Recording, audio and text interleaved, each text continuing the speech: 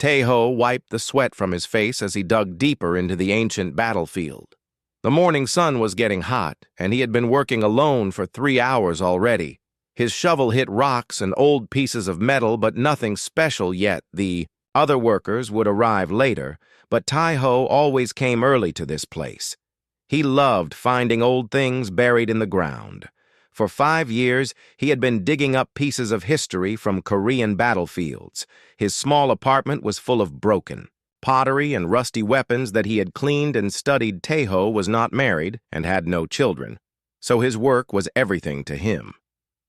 The dig site was on a hill outside Seoul, where an important battle had happened over 1,000 years ago. Local farmers sometimes found old coins and arrowheads in their fields, but no one had ever done a proper search of the area. Until now, Taeho had gotten permission from the government to spend 6 months looking for artifacts. As his shovel went deeper, he felt it hit something hard and metallic. This felt different from the usual broken spear tips and belt buckles he normally found. He got on his knees and used his small brush to carefully clean away the dirt.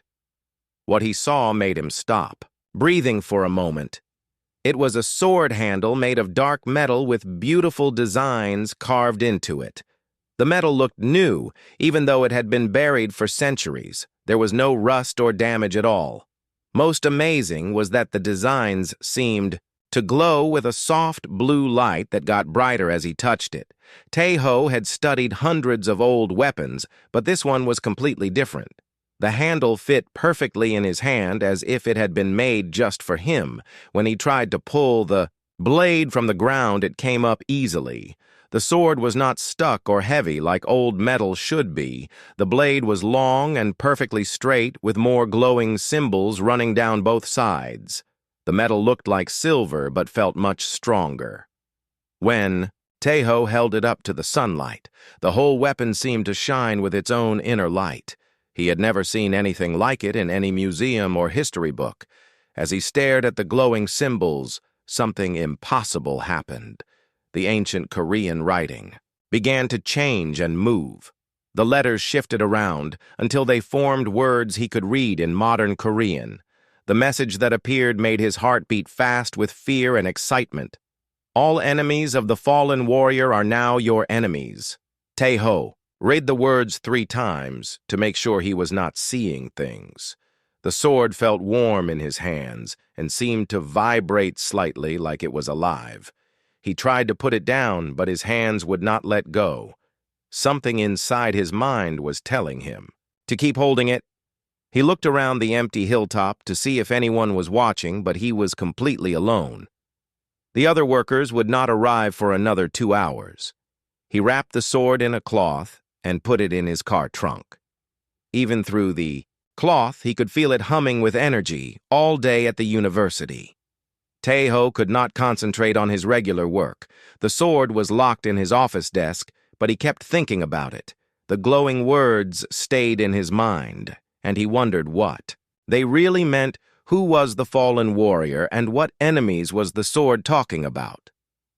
That evening, he took the sword to his small apartment in Seoul. His hands shook as he unwrapped it again. The blue glow was even brighter in the dark room, and the humming sound was louder. He spent hours on his computer looking for similar weapons, but found nothing that matched. His elderly neighbor, Mrs. Kyung-mi, knocked on his door around 10 o'clock. She complained about a strange buzzing sound coming from his apartment that was keeping her awake. Taeho listened carefully but heard nothing unusual. He apologized and promised to keep the noise down, even though he had no idea what she was hearing. When he finally went to bed, Taeho put the sword on the table next to his bed. The glow was bright enough to read by, and the humming continued all night. He expected to have trouble sleeping, but instead fell into the deepest sleep of his life. His dreams were unlike anything he had ever experienced. He was no longer Taeho the archaeologist, but a great warrior fighting in battles across different worlds. He wielded the glowing sword with perfect skill, cutting through enemies that looked nothing like humans. Some had multiple arms, others breathed fire, and many wore armor that seemed to be made of light itself. In the dreams, he was not afraid even when facing monsters twice his size. The sword guided his movements and made him faster and stronger than any normal person could be. He fought, alongside other warriors from different planets and time periods, all united in defending innocent people from terrible enemies. The fallen warrior appeared in his dreams as a tall figure whose face was always hidden in shadow. The mysterious warrior spoke without using words, filling Taeho's mind with knowledge about sword fighting and battle tactics. When he woke up, his hands still remembered the feeling of the dream battles. Taeho got out of bed and picked up the sword again. His body moved, differently now, with a grace and confidence he had never had before. Without thinking, he began practicing sword forms that he had never learned. The movements felt natural, as if he had been doing them for years. He spent an hour moving through combat, poses while his neighbors slept. The sword seemed to teach him through touch, showing him how to strike and defend against enemies he could not see. When he finally stopped, his muscles were not tired, even though he had been exercising intensely. Looking out his window at the sleeping city, Taeho wondered if his life would ever be normal again. The sword had chosen him, but he did not understand why. A simple archaeologist who had never been in a fight was now holding a weapon of impossible power. Did not know that far above Earth, ancient sensors had detected the sword's activation. For the first time in 1,000 years, the weapon was awake and in human hands. Across the galaxy, creatures that had sworn eternal hatred against the fallen warrior were preparing for a long journey to Earth. The young man holding the glowing blade thought he had found an interesting historical artifact, but he had actually inherited humanity's greatest trial and most powerful protection. The enemies of the fallen warrior were indeed now his enemies, and they would be coming soon. Taeho carefully wrapped the sword and tried to get more sleep, but the humming continued, and his dreams were filled with more battles. The weapon had awakened something inside him that could never be put back to sleep. His quiet life as a researcher was over, and his destiny as Earth's defender had begun. 3 weeks passed since Taeho found the sword, and his whole life had changed completely. He could not eat or sleep properly because the weapon was always calling to him in his mind. Every morning he woke up knowing new fighting techniques that he had never learned. His body was getting stronger and faster without any exercise. Dr. Hyejin, his best friend at the university, was very worried about him. She had known Taeho for 7 years, and he had always been quiet and peaceful. Now he spent hours practicing sword movements in the university courtyard, and his eyes had a strange, intense look that scared her. Strange lights had been appearing in the sky above Seoul for the past week. The government said they were just weather problems. But Taeho felt the sword getting more excited each time the lights showed up. The blue glow would get brighter, and the humming would get louder until his neighbors complained again. On a rainy Thursday night, the first alien ship landed in a forest, 30 kilometers outside the city. The Thraxi soldiers inside had traveled across the galaxy following ancient sensor readings that told them the fallen warrior's weapon had been found. Their captain, Vextar, remembered the stories his grandfather told about the human warrior who had destroyed 3 Thraxi colonies. The Thraxi were tall gray creatures with 4 arms and skin like metal. They had been hunting for the fallen warrior's weapons for 800 years, hoping to get revenge for their defeat. Every Thraxi child learned about the shame their people felt when one human had beaten their greatest army captain. Vextar stepped out of his ship into the earth rain and smiled with his sharp teeth.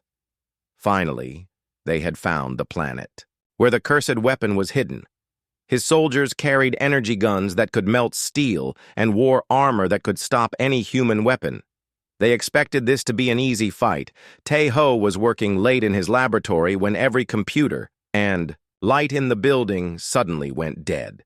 The sword on his desk blazed with brilliant white light, and his mind filled with images of danger approaching. He could see tall gray figures moving through the forest toward the city carrying weapons that glowed with red energy. Without thinking, Taeho grabbed the sword and ran out of the building. His body moved faster than any human should be able to run, but he did not feel tired. The weapon was pulling him through the dark, empty streets toward something his normal mind could not understand.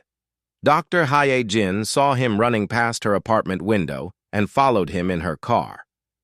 She was terrified, but could not let her friend face whatever was happening alone. She had noticed that strange things happened around Taeho lately. Electronics would malfunction, and people would get nervous for no reason. The sword led Taeho straight to the forest, where the Thraxi were waiting in ambush.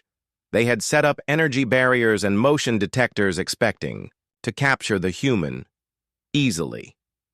Captain Vextar wanted to take the weapon-bearer alive so he could suffer the same way Thraxi families had suffered centuries ago.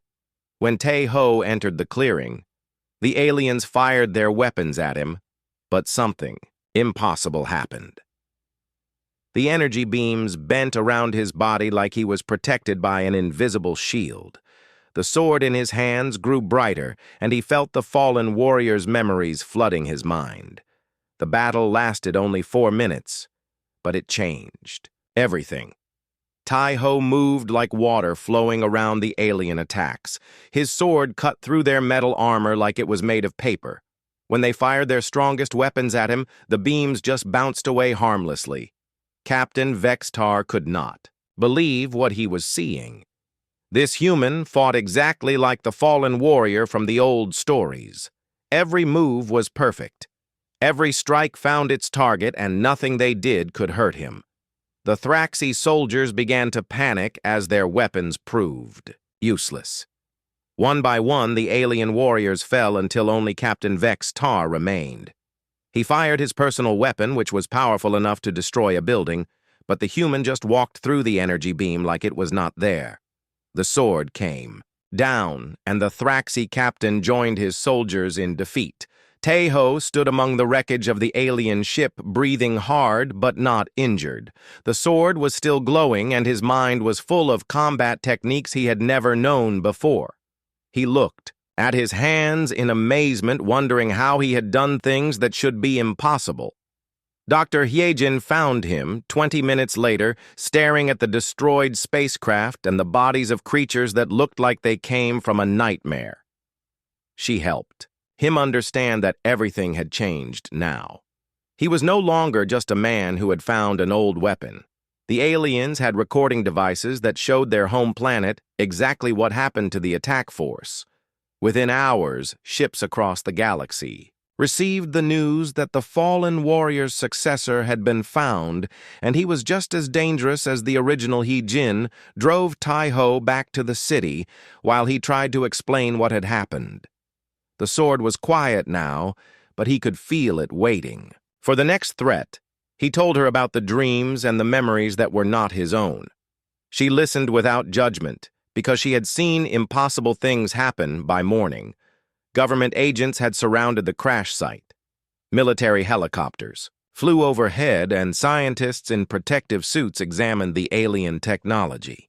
The official story would be a gas explosion, but too many people had seen the strange lights in the sky. Director Park Min-soo from the Defense Intelligence Agency came to the university looking for Taeho. He had been tracking unusual events, and the destruction of an unknown aircraft matched reports from other countries.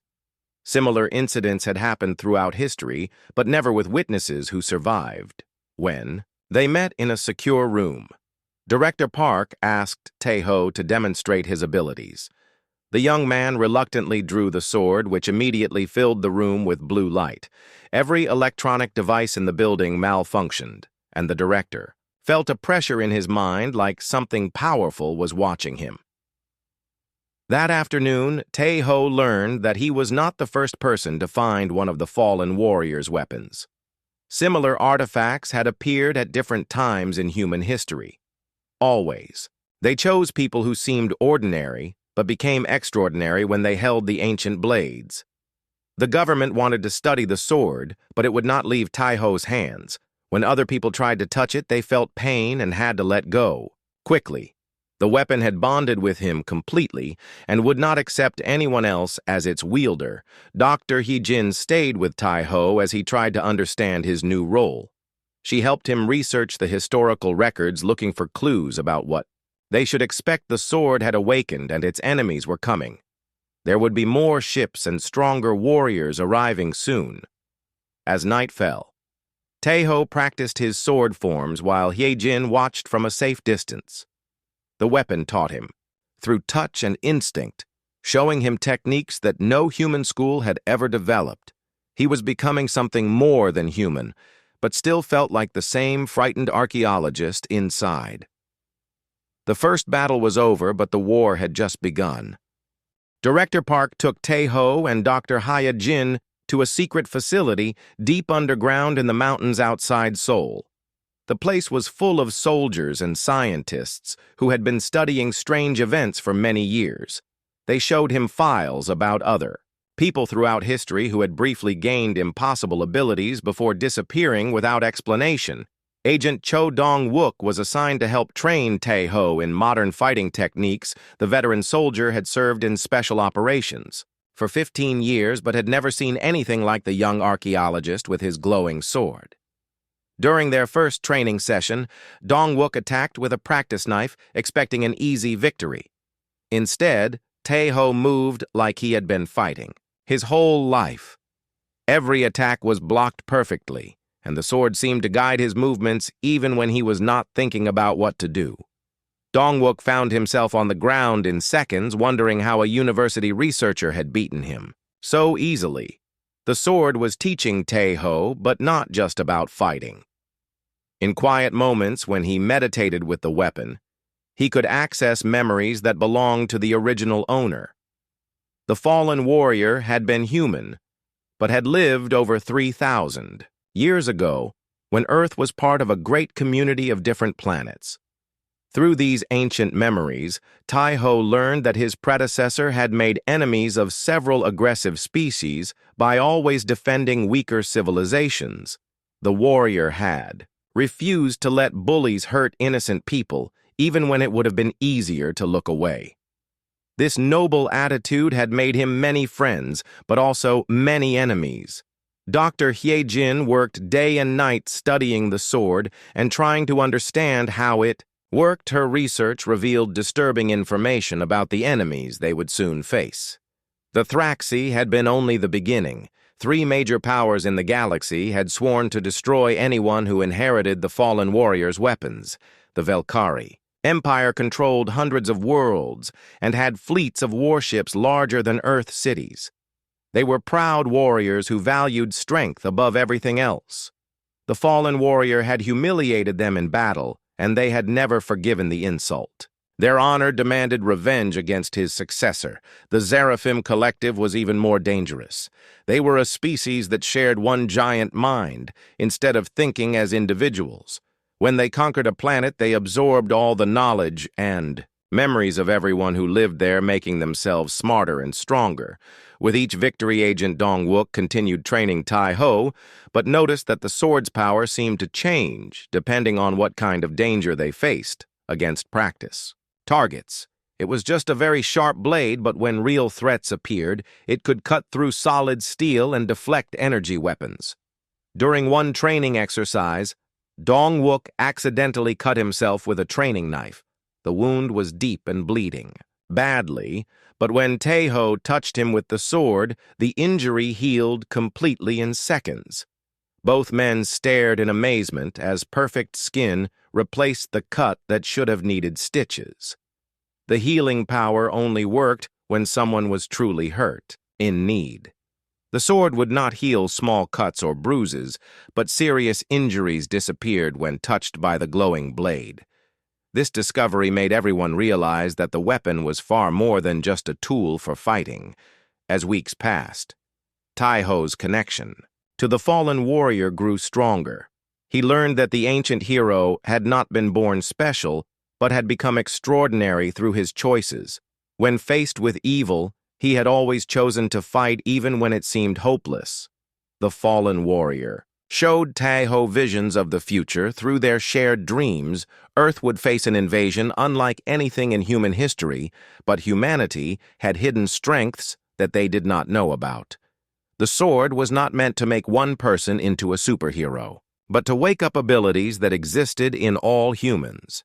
Dr. Hye-jin made an important discovery while studying blood samples from people who had spent time near the sword.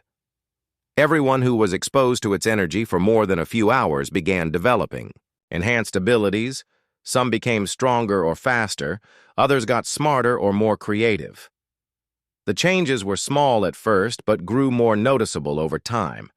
Agent Dong-wook found that his reflexes were getting much faster, and he could sense danger. Before it happened, Dr. Hye-jin discovered she could understand complex alien technology just by looking at it. Director Park realized they were witnessing the beginning of human evolution. The sword's presence was awakening genetic potential that had been sleeping in human DNA for thousands of years. The fallen warrior had not just left behind a weapon, but a key to unlock humanity's true abilities. Tae-ho learned through meditation that this had always been the plan. The ancient warrior had known he would eventually be defeated by his enemies, so he had prepared for someone to continue his mission. The scattered weapons were designed to choose worthy successors and help them become strong enough to protect others. The training facility became busy with activity as more people volunteered to help prepare for the coming invasion. Soldiers found they could fight with perfect teamwork without talking. Scientists made breakthrough discoveries by working together in ways that should not have been possible. Each night, Tae-ho practiced with his sword while the enhanced humans around him developed their own special abilities. The weapon was no longer just teaching him to fight, but showing him how to lead others. The fallen warrior had been a protector of many worlds, not just a lone hero. Through the ancient memories, Tae-ho saw that his predecessor had made one crucial mistake. He had tried to face his enemies alone instead of trusting others to help him. When the final battle came, the warrior had been overwhelmed by sheer numbers despite all his power and skill. The lesson was clear for Tae-ho to succeed. Where the fallen warrior had failed, he would need to unite humanity and help them discover their hidden potential.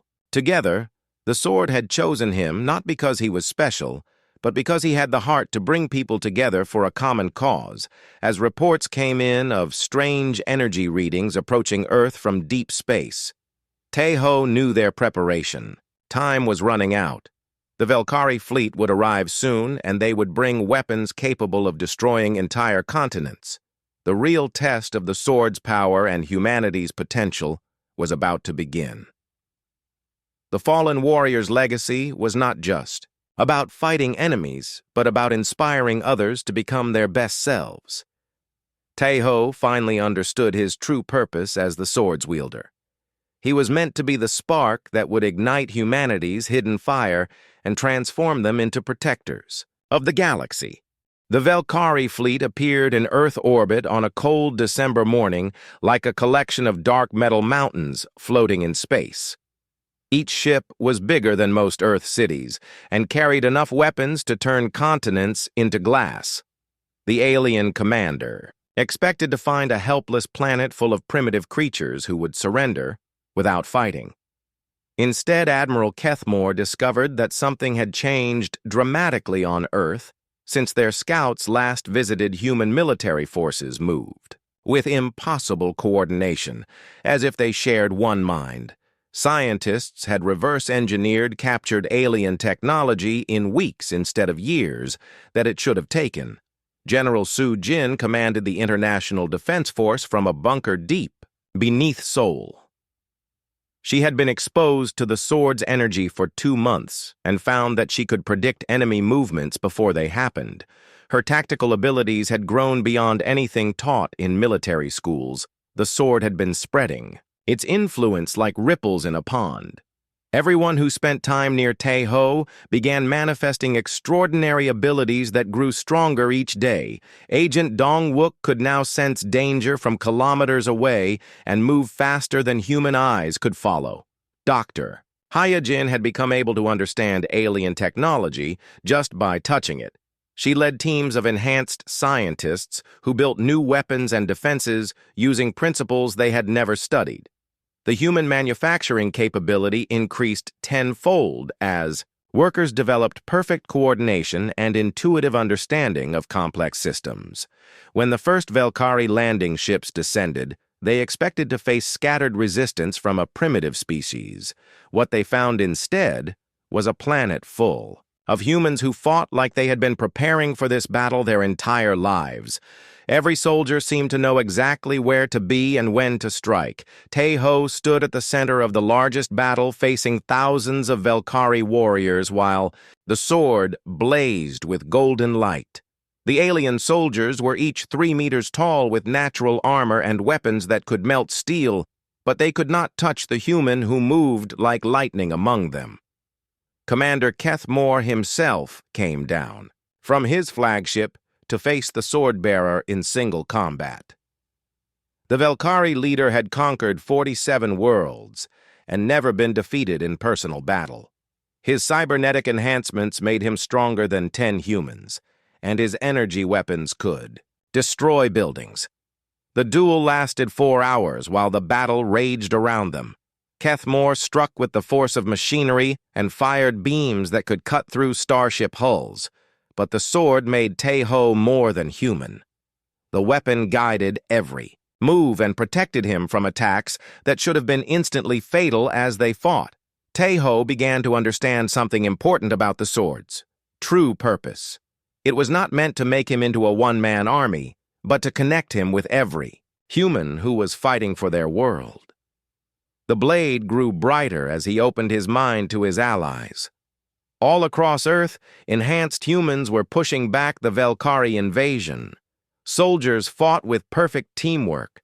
Pilots flew with impossible skill. Civilians evacuated with supernatural efficiency. Everyone was becoming more than they had ever been before. The sword was channeling not just the fallen warrior's power, but the collective will of humanity itself. Every person defending Earth was contributing their strength, courage, and determination to Tae-ho through the mystical connection.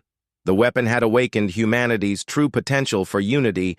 Commander Kethmore realized too late that he was not fighting just one enhanced human, but the entire species working together through their chosen champion.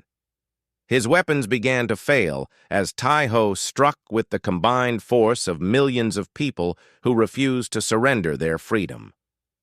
The final blow came when Tae-ho understood that victory required trust in others rather than individual strength. The sword had been teaching him to rely on humanity's collective power instead of fighting alone.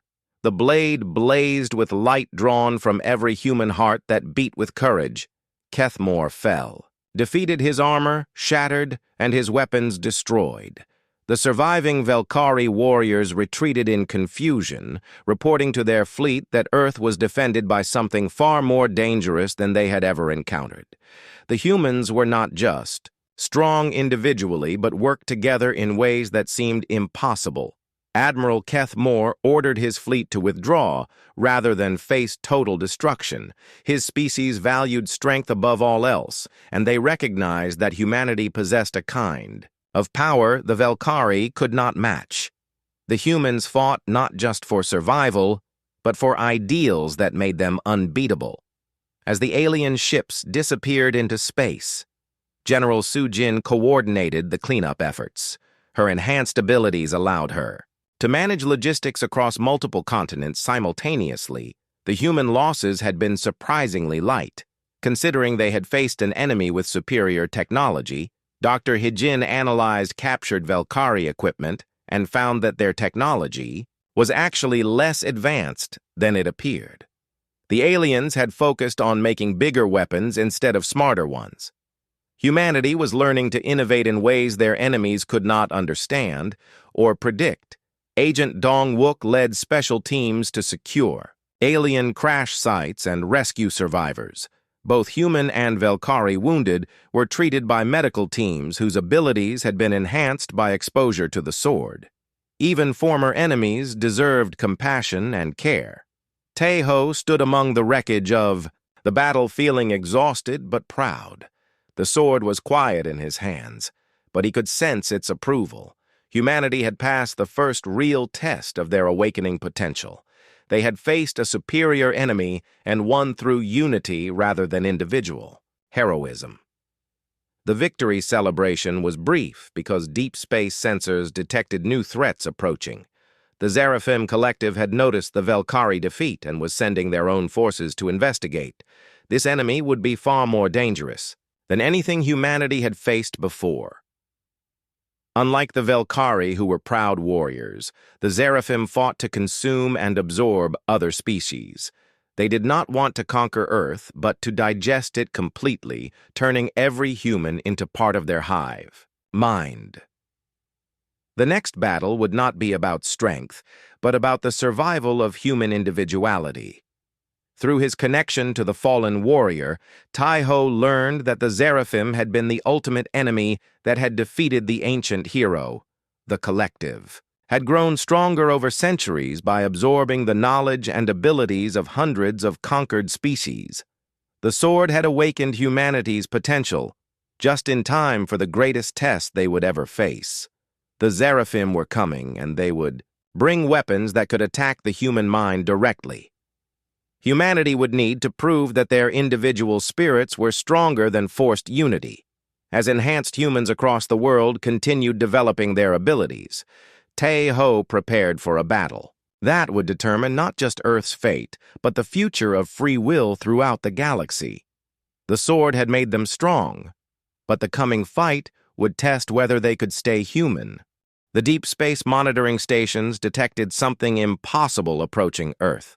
The Seraphim Collective was not sending ships like normal aliens, but was somehow turning empty space itself into a weapon that moved toward their planet like a living shadow that consumed everything in its path.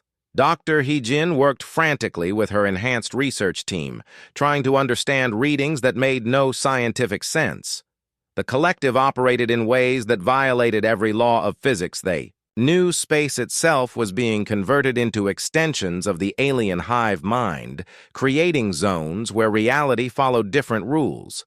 General Soo-jin coordinated evacuation efforts from major cities, but traditional military strategies were useless. Against an enemy that could exist in multiple dimensions at the same time, her enhanced tactical abilities showed her that conventional weapons would have no effect on creatures made of living thought and energy. Tae-ho felt his connection to the fallen warrior changing as the ultimate enemy approached. The ancient memories revealed that the Seraphim had been the final opponent that the legendary hero could not defeat. The warrior had not simply died in battle, but had sacrificed himself, deliberately to hide humanity from the collective's attention. The sword showed him visions of what had happened 3,000 years ago. The fallen warrior had realized that the Seraphim could not be beaten through normal combat because they existed, partially outside physical reality. The only way to protect other species was to scatter his weapons and erase all records of their locations. Now that Earth had been discovered by the collective, there was no place left to hide. The Seraphim had been searching for the fallen warrior's artifacts for millennia because absorbing their power would make the hive mind strong enough to consume the entire galaxy without resistance. Agent Dong-wook led special operations teams against the first reality distortions that appeared in major cities worldwide. The zones looked like heat mirages, but everything they touched became part of the alien consciousness. Humans caught inside lost their individuality and became unwilling extensions of the collective. The distortions were growing larger each day, and conventional weapons passed through them harmlessly. Bullets and explosives had no effect on enemies that existed as pure thought rather than physical matter. The Seraphim were converting Earth itself into part of their expanded mind. Tae-ho found that his enhanced abilities allowed him to temporarily stabilize the reality distortions when he struck them with the sword. The weapon could cut through the barriers between dimensions and force the aliens back into normal space where they could be fought. But each battle cost enormous effort, and the collective was learning from every encounter. The Seraphim adapted their tactics to counter his effectiveness and began creating distortions that were resistant to the sword's power. They were becoming stronger while he grew more exhausted. Dr. He-Jin made a terrifying discovery about how the collective operated. They did not just conquer other species, but absorbed their consciousness completely. Every thought, memory, and skill of their victims became part of the hive mind, making it smarter and more dangerous. The collective had consumed over 100 civilizations throughout galactic history. Each conquest added new knowledge and abilities to their shared intelligence. They had absorbed warrior species that gave them combat skills, scientist species that provided technological advancement, and psychic species that enhanced their mental powers. Earth represented the ultimate prize for the Seraphim because humanity was developing abilities they had never encountered before. If the collective could absorb the awakened humans, they would gain powers that could make them unstoppable throughout the universe. General Su-Jin watched helplessly as major cities began disappearing into reality distortions that converted buildings and people into alien thought patterns. New York, London, Tokyo, and Mumbai were partially consumed before evacuation could be completed. Millions of humans became unwilling parts of the hive mind. The enhanced humans who had been developing special abilities found that their powers were actually making them more vulnerable to the collective's influence. The stronger their mental capabilities became, the easier it was for the Seraphim to detect and absorb them. Agent Dong-wook lost half his special operations teams when they entered a distortion zone that looked stable. The reality warping had been a trap designed to capture enhanced humans whose abilities the collective wanted to study and absorb into their shared consciousness. Tae-ho realized with growing horror that the sword's awakening of human potential had actually made Earth a more attractive target for the Seraphim. The collective had not been coming to conquer them, but to harvest the unique abilities that were developing in response to the ancient weapon's influence. Through his connection to the fallen warrior, he learned the terrible truth about what had happened 3,000 years ago. The hero had not been defeated in glorious battle, but had been slowly absorbed by the collective while still alive. His consciousness had been added to the hive mind, where it remained trapped forever. The Seraphim were not trying to kill Tae-ho, but to capture him alive so they could absorb his connection to the sword. The weapon itself could not be destroyed, but if its wielder became part of the collective, then the blade would serve the hive mind instead of protecting freedom. As reality distortions spread across Earth like an unstoppable plague, Tae-ho began to understand why the fallen warrior had chosen sacrifice over victory. Sometimes the only way to win was to ensure that your enemies could not claim your power, even if it meant losing everything else. Dr. He-Jin worked desperately to find some weakness in the collective's defenses, but every analysis revealed the same conclusion. The Seraphim had spent centuries perfecting their ability to absorb other species. They had learned from every victory and eliminated every flaw in their methods. The enhanced humans who had not yet been captured began losing their special abilities. As the reality distortions grew stronger, the sword's influence was being overwhelmed by the collective consciousness that was converting Earth into an extension of the alien hive mind. Agent Dong-wook and his remaining teams set up defensive positions around the last free zones on Earth, but they knew it was hopeless. Their weapons could not hurt enemies made of living thought, and their enhanced abilities were failing as normal reality collapsed around them. General Su-Jin maintained communication with scattered resistance groups worldwide, but the situation was deteriorating rapidly. The Seraphim were not just conquering Earth, but transforming it into something completely alien, where human consciousness could not survive independently. As Tae-ho prepared for what might be humanity's final battle, he realized that the sword had been teaching him one last lesson. The weapon had not been created to destroy enemies, but to preserve the freedom and individuality that made each person unique. The ultimate test would not be about defeating the Seraphim in combat, but about proving that human consciousness was too strong to be absorbed. The collective had conquered 100 species, but none had possessed the stubborn independence that defined humanity at its best.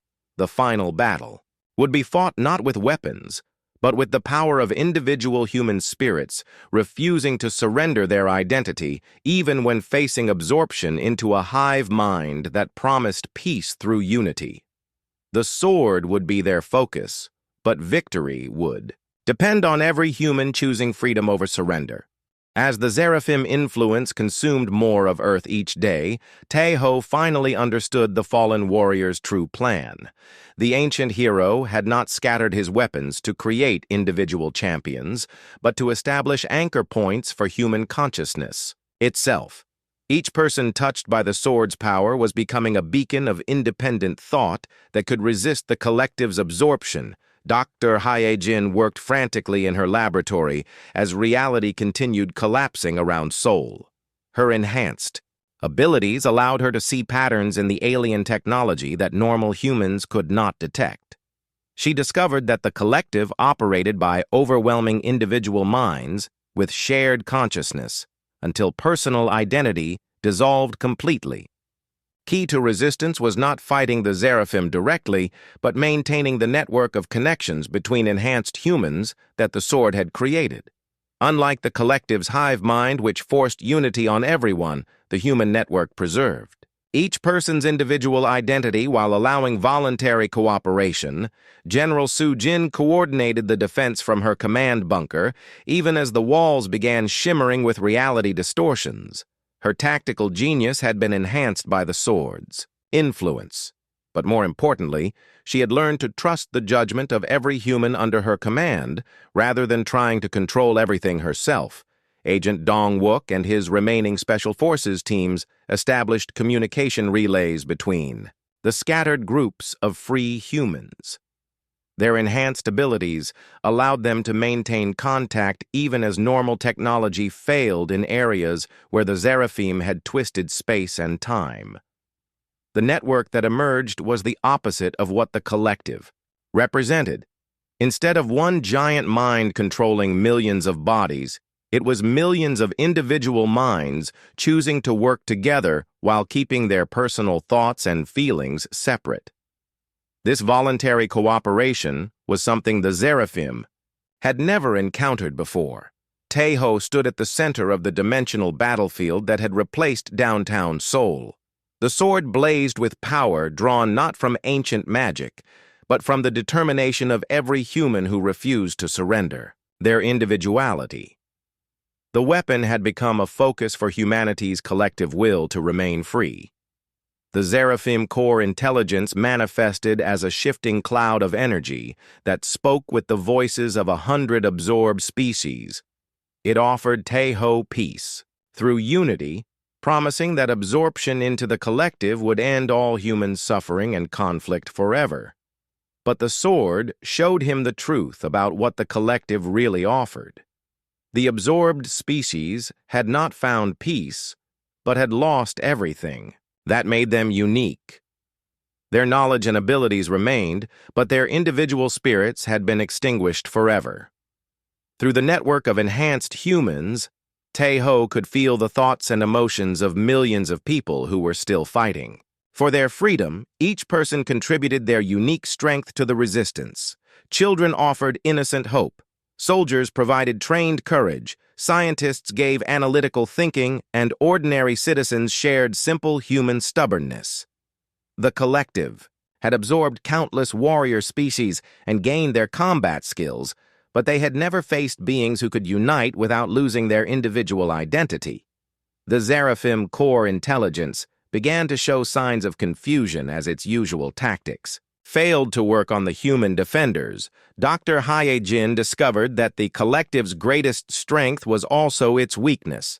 The hive mind was incredibly powerful because it could access the knowledge of every absorbed species instantly, but it could not understand concepts like personal sacrifice, voluntary cooperation, or fighting for ideals rather than survival, Agent Dong-wook led the final assault on the reality distortions that were converting Earth. His teams moved with perfect coordination, but each soldier made their own decisions about how to fight. The collective could predict the behavior of hive minds, but not the choices of truly free individuals. As the dimensional battle raged across multiple levels of reality, Tae-ho realized that victory would not come through destroying the Seraphim, but through proving that human consciousness was too strong to absorb.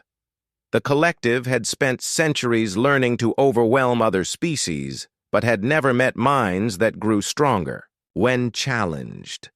The sword became a conduit for every human who chose freedom over security, independence over unity, and individual responsibility over shared consciousness. The blade blazed with golden light as millions of people across Earth refused the collective's offer of painless absorption. General Su-jin coordinated the final phase of the resistance from her command center as reality stabilized around the human network. The enhanced humans were not just fighting for Earth, but demonstrating a new kind of consciousness that could cooperate without conformity. The Seraphim core intelligence made one final attempt to absorb Tae-ho directly by surrounding him with pure collective thought, but the sword protected him with the combined will of humanity itself. The weapon had taught him that true strength came from unity, that preserved rather than destroyed individual identity. In the end, the collective retreated not because it was defeated in battle, but because it could not understand or absorb what humanity represented. The Seraphim had conquered species that fought as individuals and species that thought as groups, but had never encountered beings who could do both simultaneously. As the alien presence withdrew from Earth, the enhanced humans found that their abilities remained but were no longer needed for survival. The sword had awakened humanity's potential not to make them superhuman, but to help them become fully human. For the first time, Dr. Hee-jin analyzed the aftermath of the invasion and discovered that humanity had evolved into something unprecedented in galactic history. They had developed the ability to share knowledge and cooperate perfectly while maintaining complete individual freedom. This combination had never existed before. Agent Dong-wook and his teams helped rebuild the cities that had been damaged during the reality distortions. The enhanced humans worked together with impossible efficiency, but each person contributed their own unique skills and ideas rather than following a single plan. Tae-ho stood on the hill where he had first found the sword 6 months earlier. The weapon was quiet in his hands, but he could sense its approval. Humanity had inherited the fallen warrior's enemies, but had overcome them through their own unique strengths rather than simply repeating his methods. The inscription on the blade had proven prophetic in an unexpected way.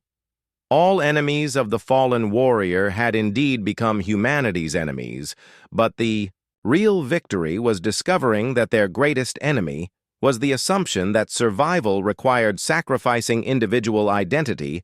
Earth was safe, but more importantly, humanity had become something capable of protecting other species from threats that had previously seemed unstoppable. The network of enhanced humans remained active, ready to defend freedom wherever it was threatened. Throughout the galaxy, General Su-jin established a new international organization dedicated to helping other species develop their own resistance to collective absorption. The techniques humanity had learned could be taught to anyone who valued individual consciousness over forced unity. As Tae-ho returned the sword to its resting place, he realized that his role as its wielder was complete. The weapon had served its purpose by awakening humanity's true potential. Now that potential belonged to everyone and no longer needed a single champion to focus it, the fallen warrior could finally rest knowing that his mission would continue not through individual heroes, but through an entire species dedicated to protecting the freedom and dignity of conscious beings everywhere. The enemies had been defeated, and the protectors had multiplied beyond counting.